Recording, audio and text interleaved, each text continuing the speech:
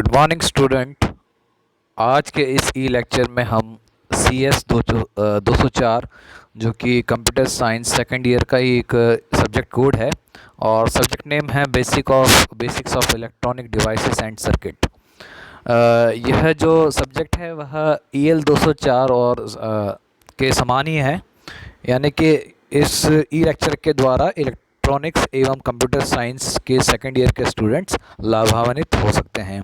तो आज का जो हमारे पहला लेक्चर है वह पहली यूनिट के बारे में ही है, यानी कि जो इसकी पहली यूनिट है जो आपको सिलेबस में आप सिलेबस डाउनलोड करके देख सकते हैं। तो जो हमारी पहला यूनिट है वो इस प्रकार से ही है कि semiconductor and PN junction.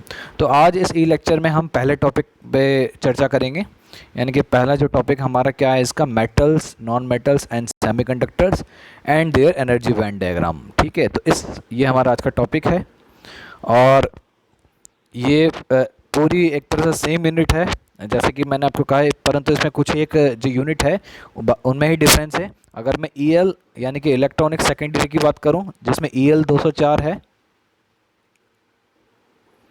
EL 204, और जो आप इस लेक्चर को देख रहे हैं अभी CS 204, ये दोनों लगभग सेम है, एक आध यूनिट का इनमें अंतर है। और ये जो पहली यूनिट है वो दोनों ही कोड में समान है। तो इलेक्ट्रॉनिक सेकेंड ईयर एवं CS सेकेंड ईयर दोनों ही ब्रांचेस के जो स्टूडेंट हैं वह इस लेक्चर को देखकर अपनी पढ़ाई कर सकते हैं। तो आइए आगे की चर्चा करते हैं। तो जो हमारी पहली यूनिट इस प्रकार से है, सेमीकंडक्टर एंड पीएन जंक्शन, यानी कि सेमीकंडक्टर क्या होता है और पीएन जंक्शन, इसके बारे में इस पूरी यूनिट में आपको ज्ञात होगा।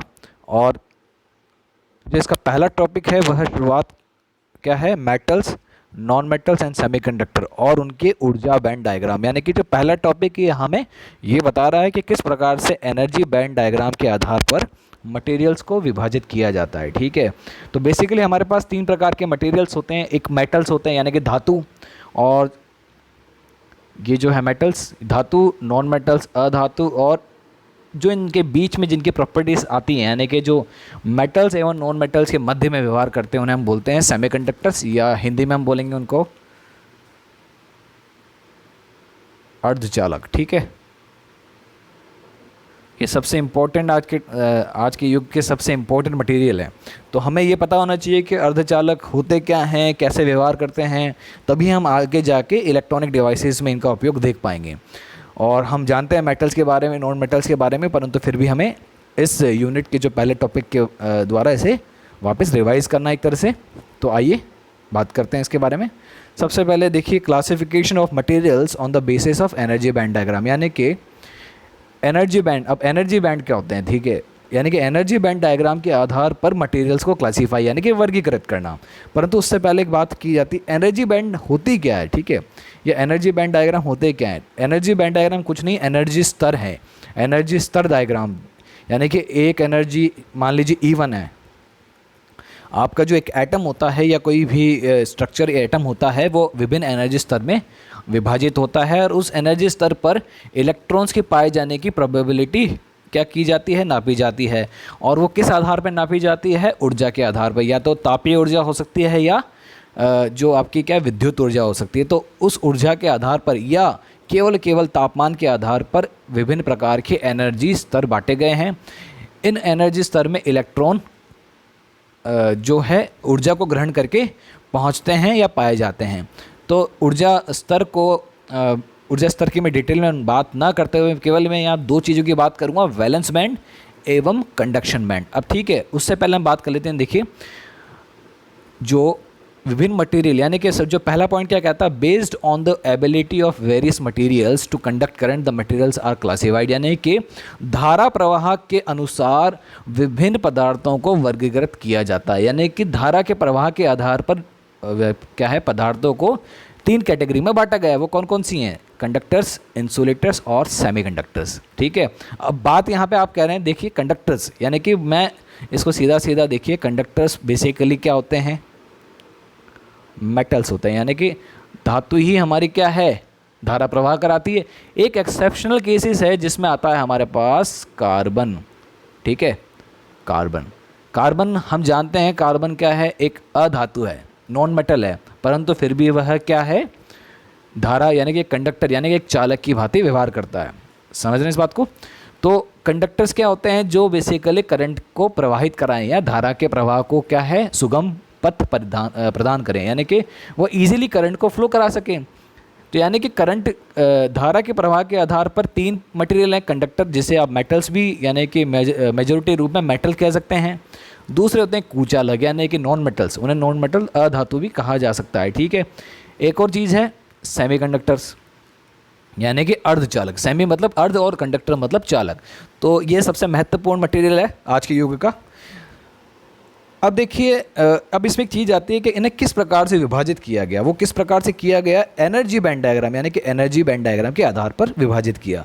एनर्जी बैंड डायग्राम मैं कह चुका हूँ कि एनर्जी स्तर को दर्शाता है, विभिन्न एनर्जी स्तर, वो भी बढ़ते क्रम में। यानी कि उदाहरण के रूप में कोई भी एटम है तो उस प्रकार से इस आप देख लीजिए, एक मैं चौकोर डायग्राम बनाता हूँ, यहाँ पे E2 3 इस प्रकार से लाइनें बना देता हूँ। तो एक एटम में इस प्रकार से E1, ठीक है, E2 और E3 इस प्रकार से एनर्जी स्तर हो सकते हैं।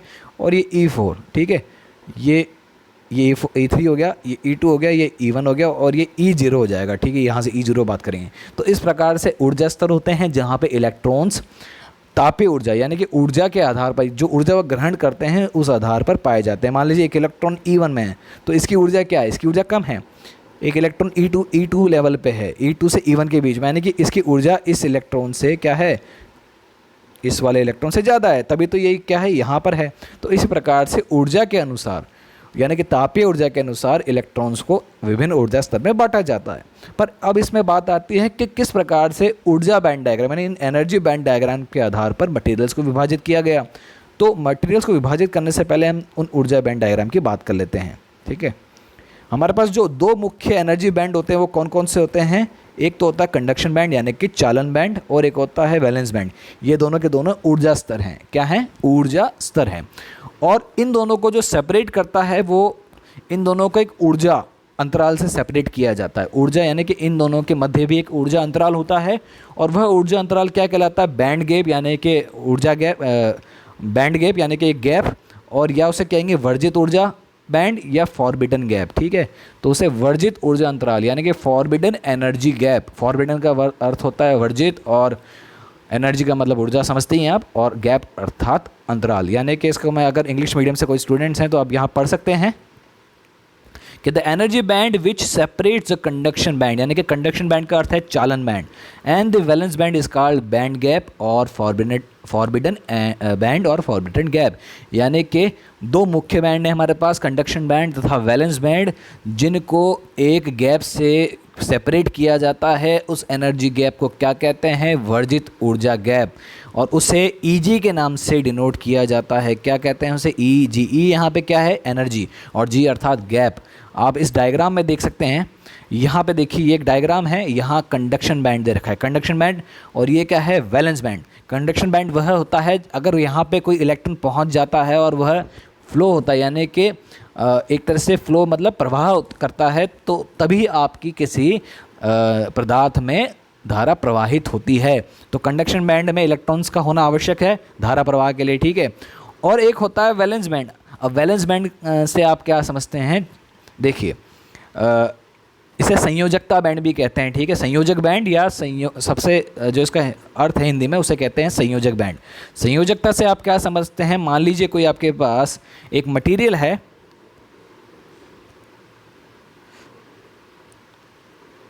ठीक है, हमारे पास क्या है, मान लीजिए कार्बन की बात कर लेते हैं, यहाँ हम एल्यूमिनियम की बात कर लेते हैं, कोई भी आप मटेरियल ले लीजिए, तो उसको क्या होता है, विभिन्न शेल्स में बांटा जाता है। आपने 11वीं और 12वीं या फिर 10वीं कक्षा में पढ़ा होगा।